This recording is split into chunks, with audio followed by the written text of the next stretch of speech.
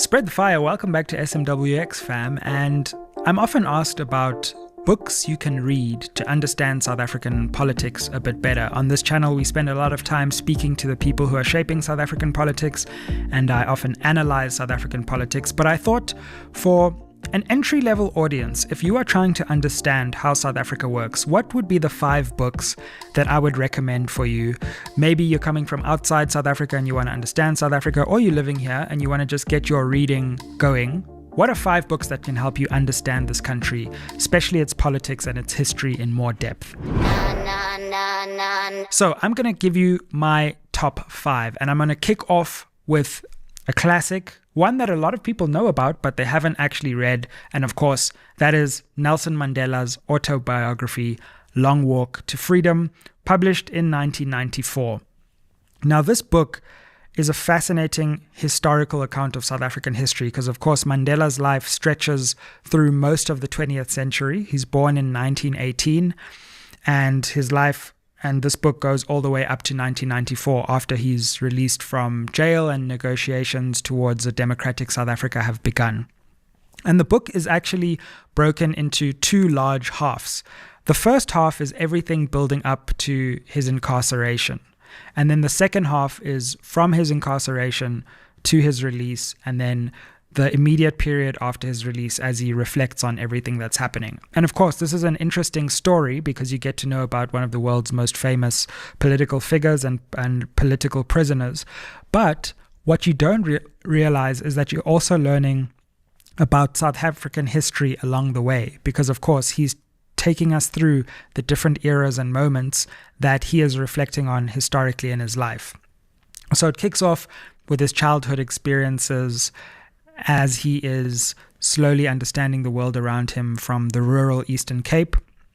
And then it goes into an important period of his initiation, his Xhosa initiation into manhood, what that means for him, and then slowly evolves out of that into when he goes to Fort Hare, starts becoming politically conscientized. There's a really they're fascinating anecdotes that like people don't appreciate and don't get picked up in the movies and all of that. Like one day, Jan Smuts, a former South African prime minister, comes to speak at Fort Hare, where Mandela is actually a student. And you get this incredible moment of 2 major 20th century figures who never got to meet each other, but they were in the same room. Mandela is listening to the speech, Smuts is giving the speech, and of course it's just one of those historical confluences that is quite amazing.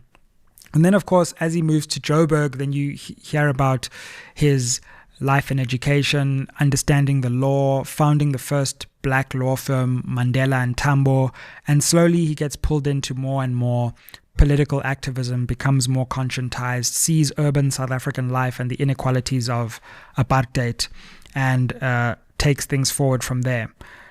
Then, of course, you have the section where the ANC is considering becoming much more radical. So firstly, the Defiance campaign, the era of the 1950s, where the ANC moves from like pleading for justice to becoming more a protest organization. And then finally, you get the point where Umkhonto weSizwe is formed, the military wing of the ANC, and of course Mandela's a central part of that. So as you can see, you're following this life story, you're following love stories as he's meeting Winnie Mandela, all of that, but you're also following South African history and seeing how each part unfolds from the perspective of a first-person perspective. Now, you also get, of course, the end of that part where Mandela is finally brought before court, actually twice. There's the Rivonia trial, there's the treason trial, and of course, eventually he is then sentenced to life imprisonment.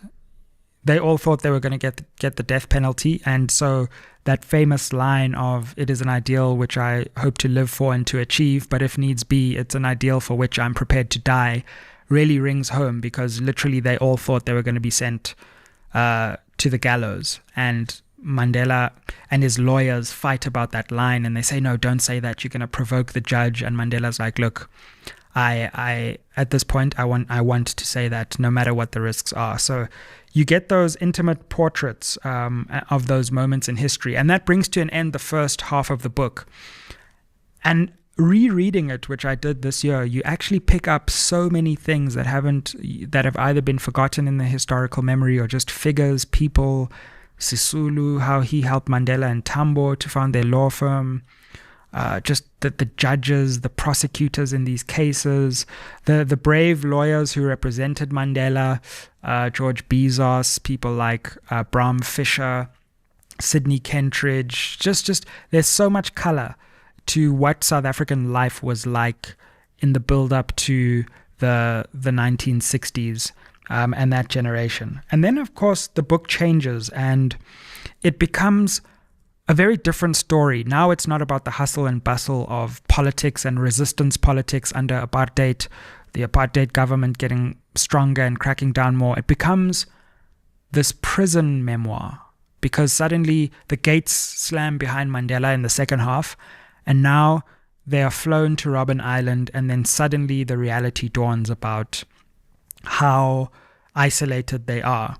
And then you get the story of how Mandela makes peace with the fact that he's being incarcerated, understands his surroundings, the horrendous treatment on Robben Island, the fights, the disputes, the intimate prison hierarchies inside the island, the way that the prison warders would taunt them and deprive them of food, the way that the prison system in apartheid was some twisted, crazy stuff, man. Like, at one point when he's like being held before a certain trial, apartheid is so sick that they give black prisoners brown sugar and white prisoners white sugar.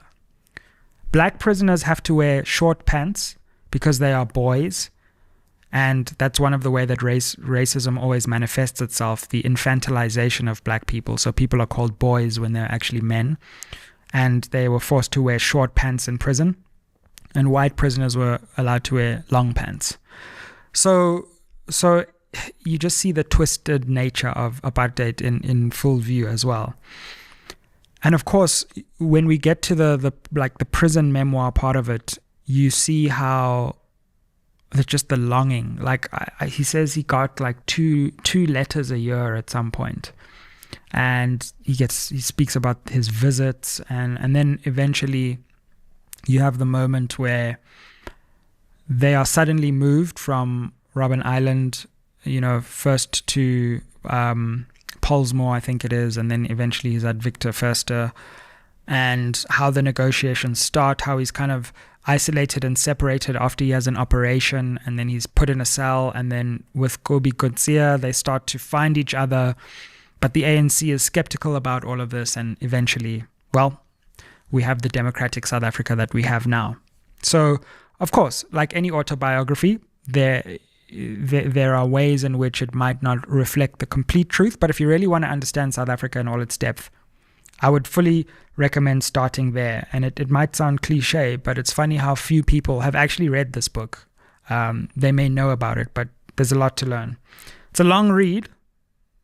It's a long read to freedom as well, but it's a good one. There's actually an interesting series of podcasts with the American author and journalist who helped Mandela write this memoir, Richard Stengel. You can listen to it on Amazon, where he talks about the interviews he had with Mandela and how they put the book together. Let's take a look at this quick clip from Richard Stengel talking about the journey towards creating Long Walk to Freedom with Mandela.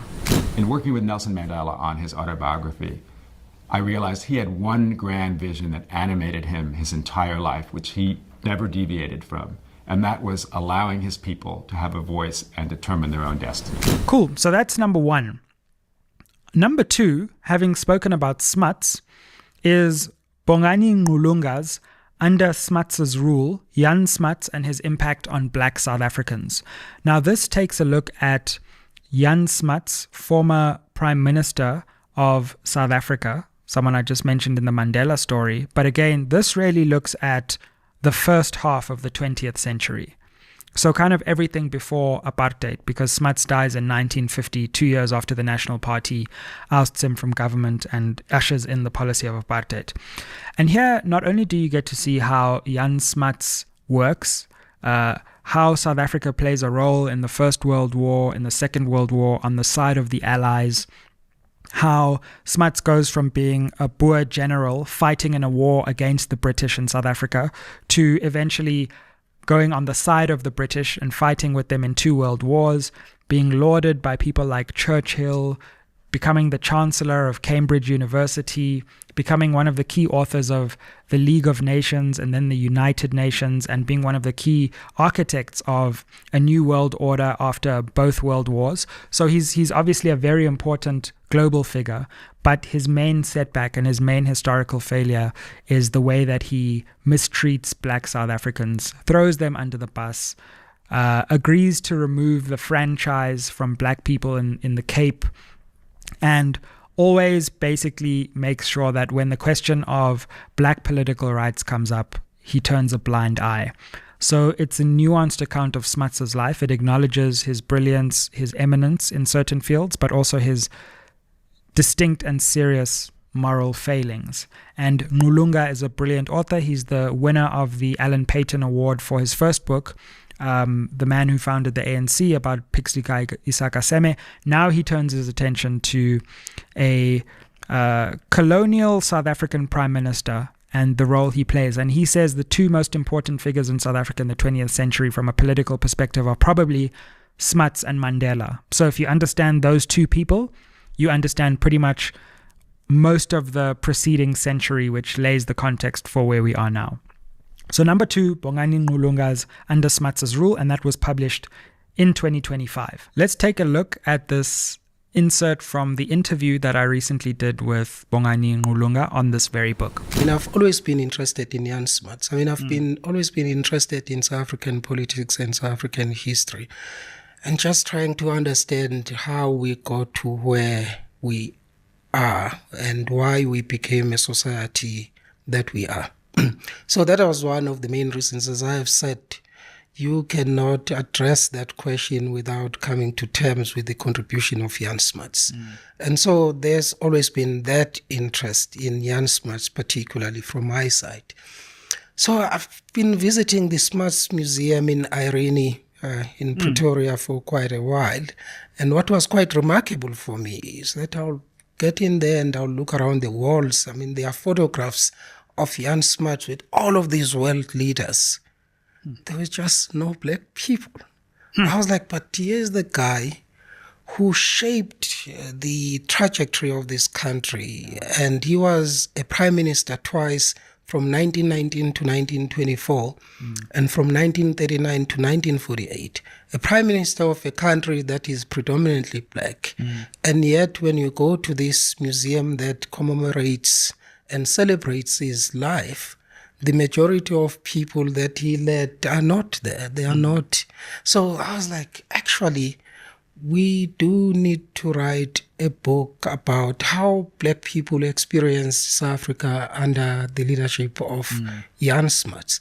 What did black leaders like Sol Plaatje that I write about, A.P. Xuma, Z.K. Matthews, D.D.T. Jabavu, Selepeteme, all of these leaders who were there when Jan Smuts was prime minister, what did they think of Jan Smuts, and especially what he did on behalf of, or perhaps against black people? So that is how the book came about. Right. Now, to round off the history and sticking with the first half of the 20th century, or just before that, up until apartheid, we have Tembeka Ngcukaitobi's The Land is Ours, and South Africa's First Black Lawyers and the Birth of Constitutionalism. Now, this one is published in 2018, and it tells an interesting story of the black lawyers who made a contribution over time to South Africa's constitution. It tries to take aim at this notion that the constitution is a document which really rests on white liberal European values, and it's kind of imported from outside South Africa into an inappropriate context. And Ncukai Tobi is actually making the argument, no, that's not the case. There is black agency written all over the South African Constitution. So he looks at a number of figures, early black lawyers who are making their way in colonial South Africa, and despite the odds, making legal contributions. Some of them even end up in the bar in England and far afield. So there are a number of characters from the ANC founders, again, Pixley Isakaseme, those kind of characters.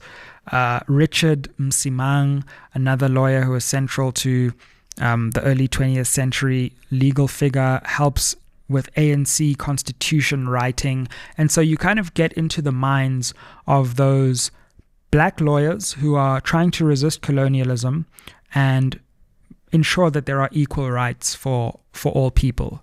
And Ncukai Tobi draws that tradition and paints that tradition through various of these figures who are thinking at the time, all the way up to just before apartheid, where the story ends.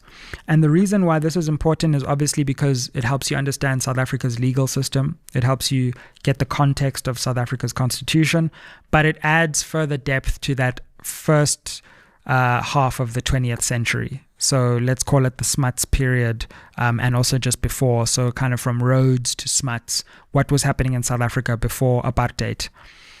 And with those three works, you have a really great historical grounding. Long Walk to Freedom, Under Smuts' Rule, and The Land is Ours.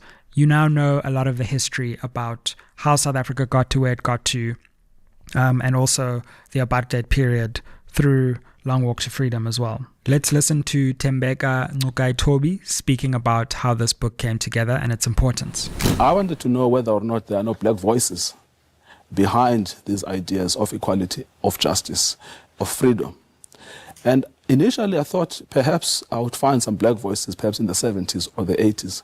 What I was not prepared for is to actually discover that the ideas of equality that are central to the Constitution date as far back as the late 19th century, with essentially the first generation of black intellectuals. Yeah, you obviously, I mean, the dates that you're giving me, so much has changed. Even from 2013, I mean, we've seen the movement for give land back, all of that growing and intensifying. I imagine the book also sort of changed tack over the years that you were writing. No, I mean, the historical facts have never changed. They remained essentially the same. But the constitutional arguments, would shift to suit the circumstances. But even those constitutional arguments, I mean, even after the colonial era, even after apartheid, even post-democracy, the central ideas of freedom, of equality, of justice, of liberty, those ideas have remained. In fact, what happens is that they increasingly become urgent as society changes. And this has been one of the most remarkable findings, is that we started off in the late 19th century with these ideas as responses to colonialism. They continued even after 1948 as responses to apartheid. They are still resonant even today in a post-colonial, post-apartheid society. So ultimately, we always come back to exactly what kind of a society will be suitable to South Africa. And when we ask that question, we come back to these ideas. So the point was, let us find out where these ideas emanated from, and let's, in a sense, punch out of constitutionalism its perceived Eurocentricity and restore it truly to where it originated, which is essentially in the ideas of these black lawyers that are contained in the book. Okay, so the next book I want to speak about is Eve Fairbanks, The Inheritors, an intimate portrait of South Africa's racial reckoning. Now, this is a slightly different book, and it takes us more into apartheid history, but also the present. So what Fairbanks does is she looks at three specific characters, and she looks at their lives over a period of about 50 years. And this is kind of during apartheid and then into the transition to democracy. So we're moving a little further along in the historical timeline. And she looks at three characters, one Dipuo, then Dipuo's daughter, Malaika, who is actually Malaika wa Azania, or Malaika Mahlatsi, who's actually a well-known author in her own right. So she looks at those two different people, and then she looks at a third character, Christo, who is a white South African Afrikaans person who was in the apartheid army, and then is also trying to make sense of how apartheid has fallen and democracy has come into being. And what's different about this is it gives you more of a granular feeling about specific characters and what ordinary lives in South Africa or non-political figures' lives have looked like in that important transition from apartheid South Africa into democracy. And it also reflects on the betrayals of democracy, the bitter taste that democracy has left in people's mouths after development has stuttered and after things have staggered. But it also shows the important gains that have been made, obviously, from the evil, pernicious crime against humanity that was apartheid. So it's almost like a fiction work, but it actually is non-fiction based on extensive interviews with these three characters. Let's take a look at how Eve Fairbanks explains this work in this clip. You know, when I got to South Africa, I had the sense that there was the hope that the country had a total reboot, which in some ways politically it did in 1994, that it was a kind of a blank slate. And yet that cut against things that many people were experiencing as they walked through their lives, lived their lives in the country, which was that there was a lot held over from the past, the near-term past, the long-term past, their own hopes, the way they'd grown up, the hopes that they'd grown up with, the fears, and that they really kind of found out belatedly or decided that they had to grapple with more in their middle of their lives. Okay. Now, do unpack for us how this book subtly observes the truths about race and power that extend well beyond national borders. Yeah. So, you know, there are lines about Americans, about American writers, some of which I think are fair, that, you know, when American journalists or American tourists, or they go anywhere, it's a kind of a solipsistic country that sees itself in any other nation.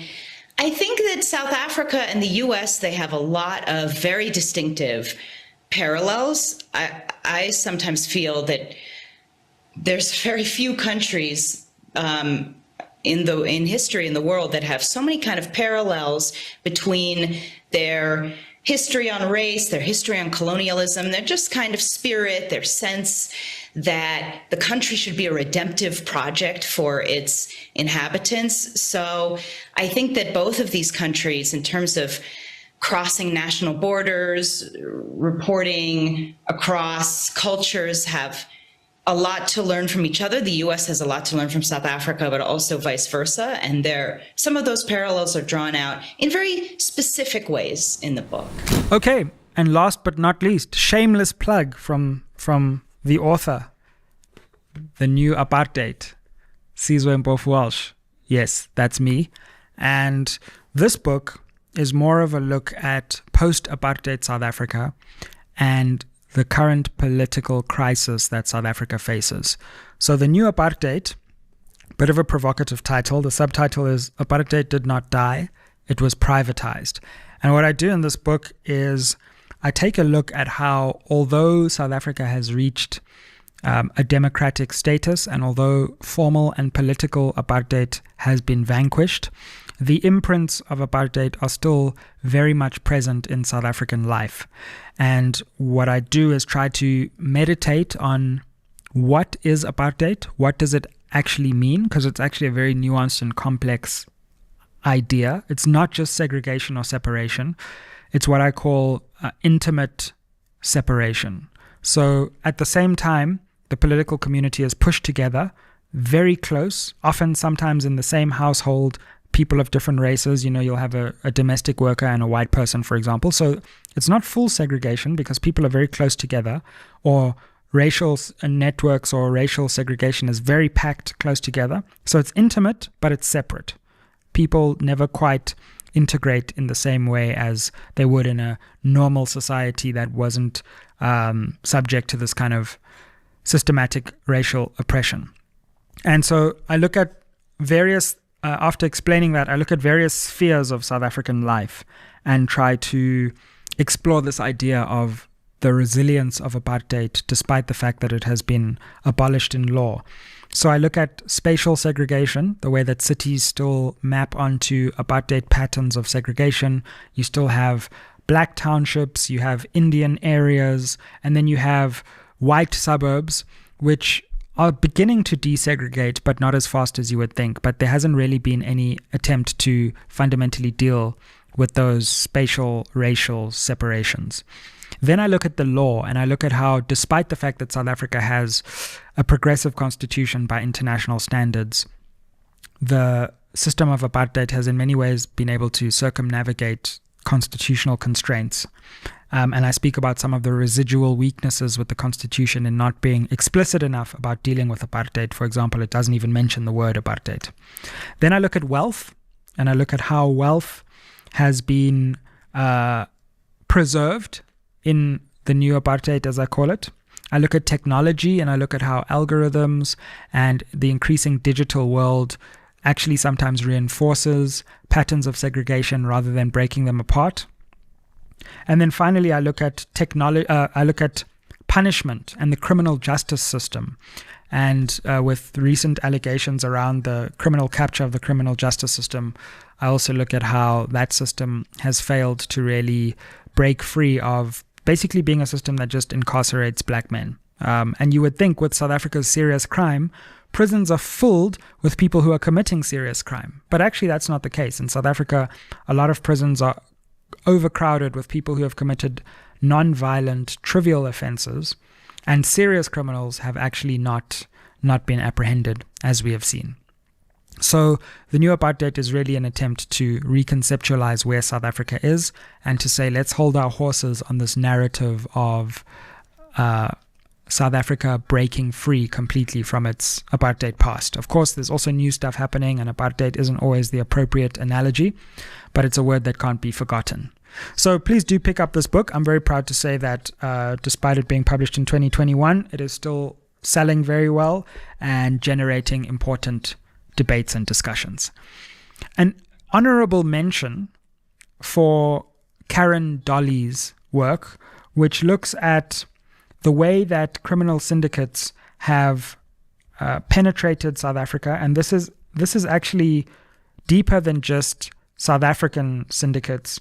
It's about the way that drug networks, international drug trafficking cartels have a role to play in South Africa. And in light of the revelations that we've got about South Africa's criminal justice system, I would also strongly recommend as a bonus book, Clash of the Cartels, Unmasking Global Drug Kingpins Stalking South Africa, and that's by Karen Dolly.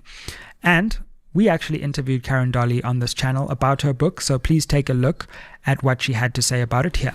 Maybe it's a $1 million question as we go into the Mkhwanazi Commission. How much of the proceeds domestically are, and not just in the ANC, but are actually seeping into our politics as a whole? That's such a, as you say, it's a, I want to say $1 billion/euro question. And it also brings up the question, is there such a thing as clean money at this point? Because if we look at how cartels operate and the way or gangs operate, gangs, cartels, whatever you like to call them, the way they launder money is via legitimate businesses, etc. And that's how it trickles down, and that's how we could be, we could be dealing in drug money without even realizing it. And you mentioned your most recent book, Man Alone. Also, before Clash of the Cartels, you wrote To the Wolves, and these are all fascinating stories about crime and its influence on South African life and law enforcement. I was interested in Clash of the Cartels and how you drew this history of apartheid as well, mentioning how drugs have always been used as a weapon by the apartheid state to subdue the black population, and that crisis is kind of the birth of how this problem has perpetuated in our society. Take us through that, because I think that's a really important piece of the history of this that we often don't see, and the way that drugs were weaponized towards apartheid's ends.